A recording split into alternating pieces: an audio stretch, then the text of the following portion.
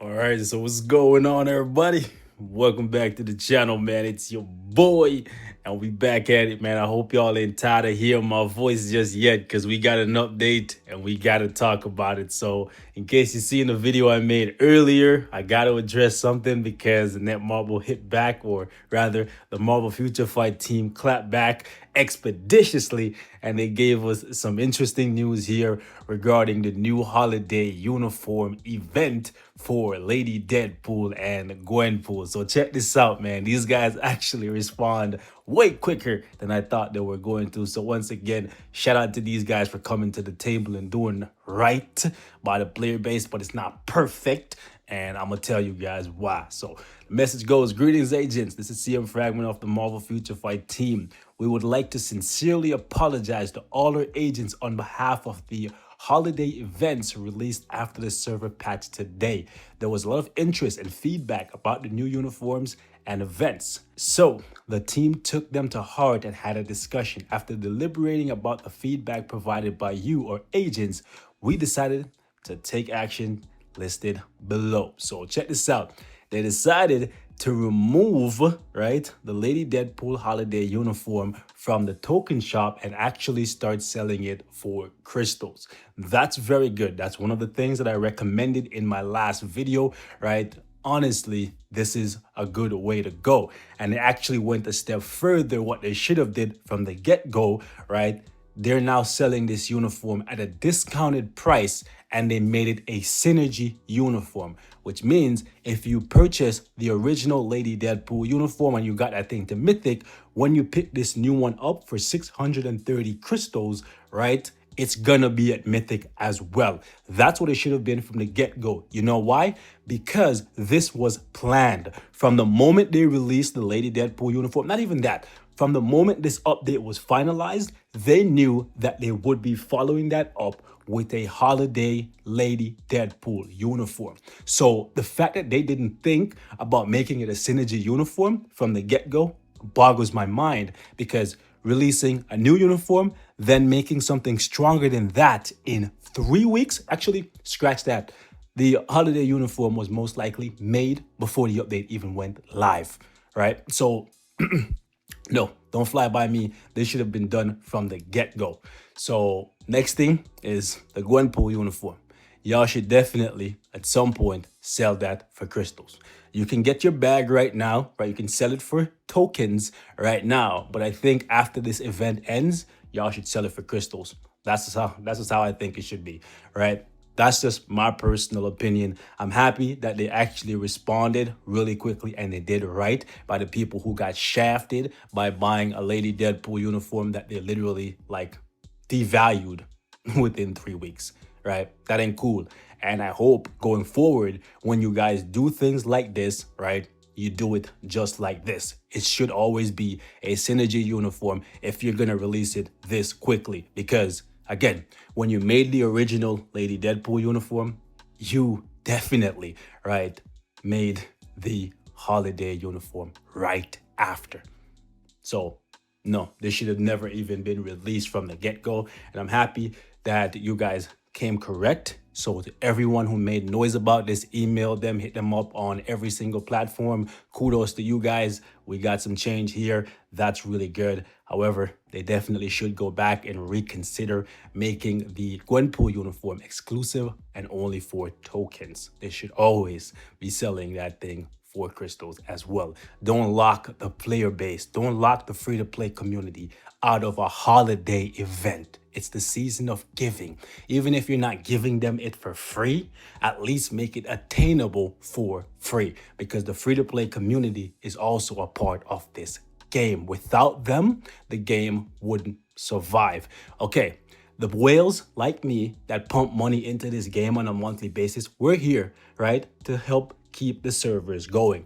But if there isn't a free-to-play community of players playing the game actively, right, because they make up, I would say, like 70% of the game, right? If they go, eventually the whales are going to go, because they have nobody else to crush, to beat down, right? So come on, right? You can't exclude the free-to-play community.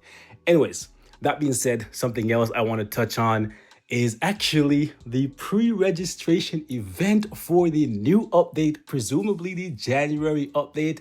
And first and foremost, I gotta say big shout out to the boys over on the Discord, man, that came through tonight, chopped it up with your boy. You guys are freaking awesome. And if you're not on the Discord, man, come through. I'm not always on, but when I'm on, I'm on. So come through and say what up to your boy. But that being said, man, let's get right to it. A couple of y'all hit me up and let me know what was going down before they even posted this thing right here, right? The Warriors of the Sky are actually going to be coming to Marvel Future Fight in the January update from the looks of it. And we can pre-register ahead of time and get some free stuff.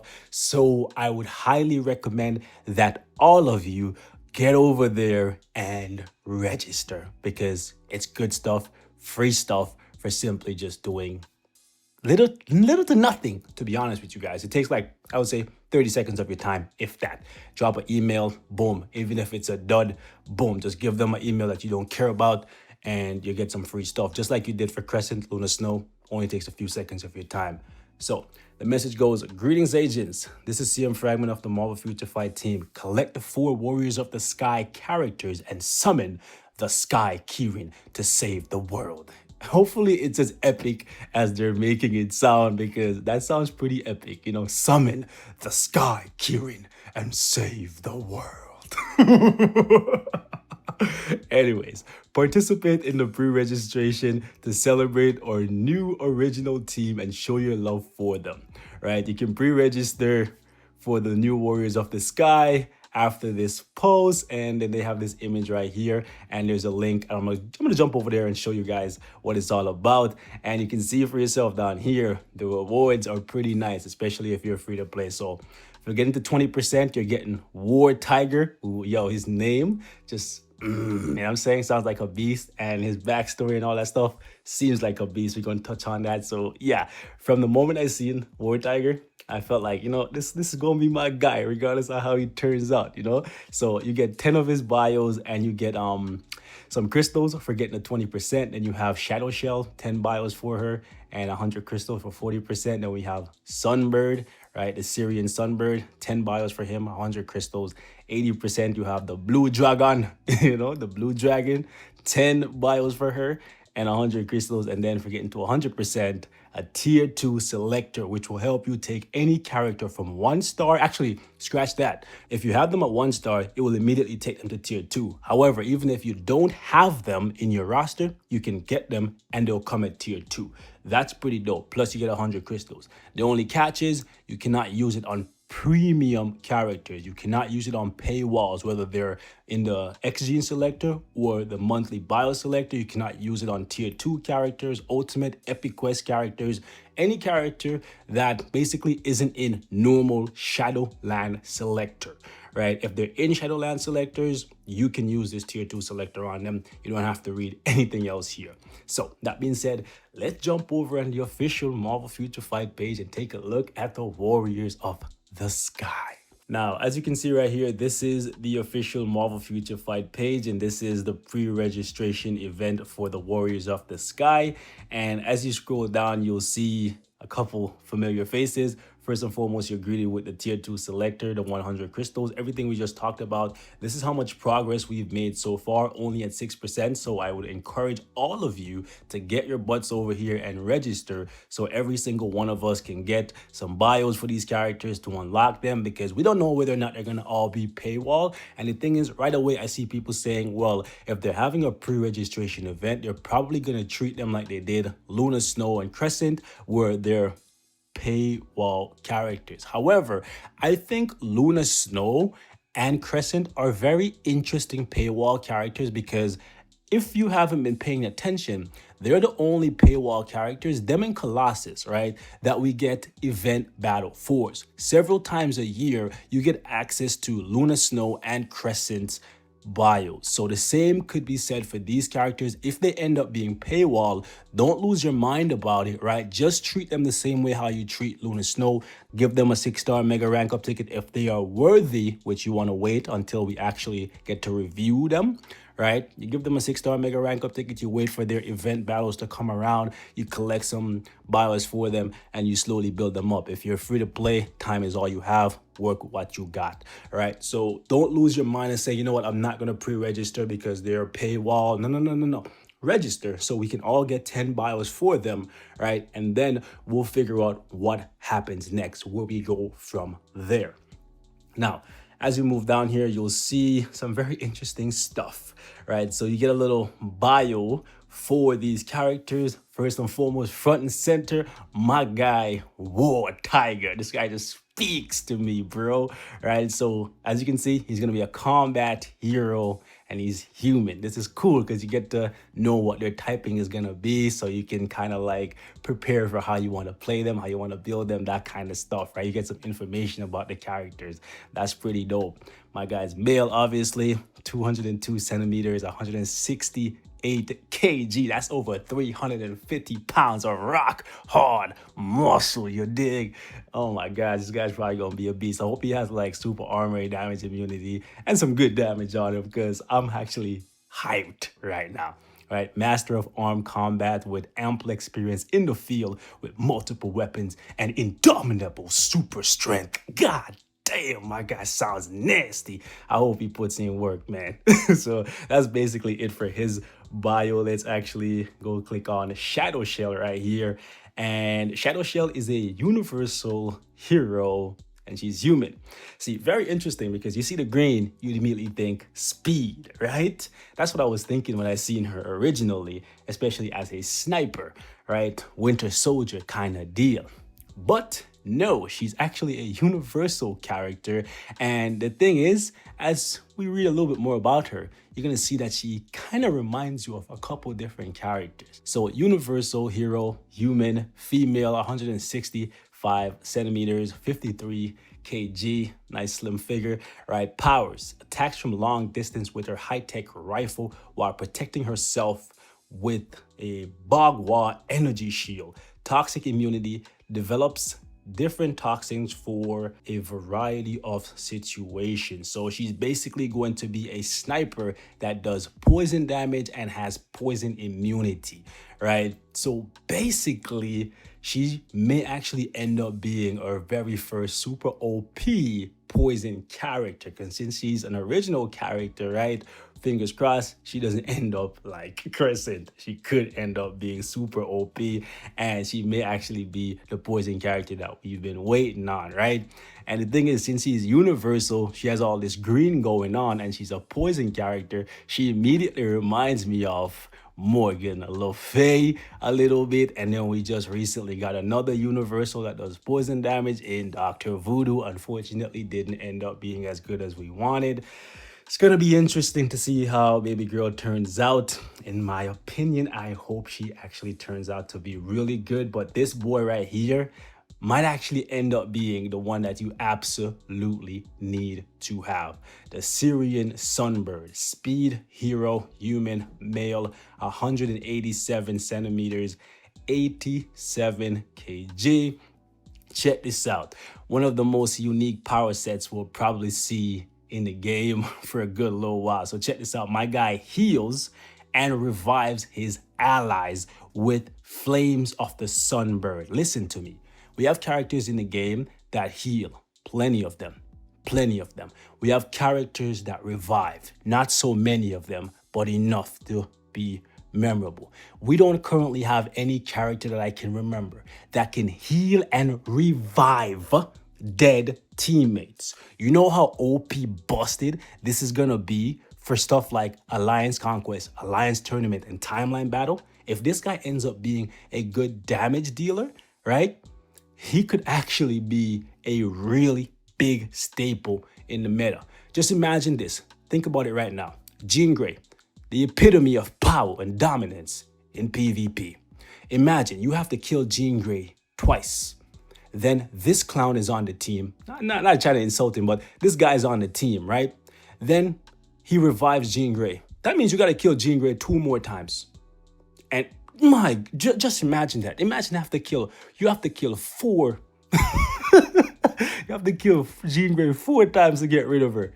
And he can heal her at that. So basically, he's reviving her. And even if his revive is limited to 50% of their HP, if he's reviving them and healing them, boom. That's problems. That's problems. He doesn't even have to have a good kit for this to be super useful. I can already see it, right? So he flies across the battlefield and wields his twin crescents. It's going to be interesting to see how this kid turns out, man. But I'm just seeing the endless possibilities for PvP for my dude right here. It may actually end up being the best character from this one. So we got the Blue Dragon, aka the Blue Dragon, right? Blast, hero, human, female, 177 centimeters and 65 kg, able to channel dragonic energy into whatever she touches, uses a dragon spear whip to slice through her enemies. So she's basically gonna be like a close combat blast character, very unique. Generally, blast characters, they kind of keep you at a distance, right? So she's gonna be pretty unique, I would like to say. Look forward to her, but I'm telling you guys, like, this kid may actually be the one to watch out for if this is actually accurate. If they're just saying that this is what he could do like in ancient times, and this is not actually what he's gonna be able to do in the game, then disregard everything I said previously. But if he can actually heal people and revive them, oh my gosh, that's gonna be clutch. Okay. Next, we have the Sky Kirin, empowered by Cosmic Celestial. The enigmatic energies that course through the warriors of the sky unite them into one mighty form, the towering Sky Kirin. Okay, just ignore how I just read that, but like it sounds really cool. I wish we had more like information about this beast. It's gonna be very cool to see how this actually plays out and what kind of game mode you're gonna be using this big ass monster in. Because look at how big he is in comparison to them, which means what are you gonna fight with this, right? If you get to play as this, what are you fighting with this? Something that is clearly bigger than you, right? So yeah, it's gonna be very, very interesting to see how this thing turns out. And then we have a little bit of their story over here, which you can read in your own time, right? I'm not gonna keep you guys here too long, right? It's just a little backstory on each of them. We have one for the Sky Kirin, one for the White Tiger, sorry, the War Tiger, right? So many tigers, right? So yeah, hit me in the comments and let me know how you guys are feeling about these characters. I think they could actually end up being really good. And the two that I'm most excited for, actually, scratch that. I'm excited for all of them because they are original characters, which means that Marvel has, like, not that Marvel, well, the Marvel Future Fight team, they can let their creative juices run wild and give us something pretty freaking awesome. But the two that I'm looking out for, man, is this kid right here. And obviously this guy right here, because he just speaks to my soul, the War Tiger, right? Coming in at 355 pounds of rock hard muscle, you dig? Anyways, man, I'm gonna wrap it up right here. I know y'all probably get tired of hearing me ramble. Hit me in the comments. Let me know how you guys are feeling about the recent change to Lady Deadpool's holiday uniform and the pre-registration event for the Warriors of the Sky, presumably the first update of 2020. Gonna be interesting to see how this thing pans out. So basically, we have confirmation that we're getting at least 4 new characters, and this, right, empowered by cosmic celestials, the enigmatic energies that course through the warriors of the sky unite them into one mighty form, the towering Sky Kirin. I can't stop doing it, bro. It sounds so epic, right? So I hope this update is indeed epic. Ladies and gentlemen, thank you guys so much for watching, putting up with my insanity. I absolutely love you. Stay safe, and I'll catch y'all in the next one. Peace.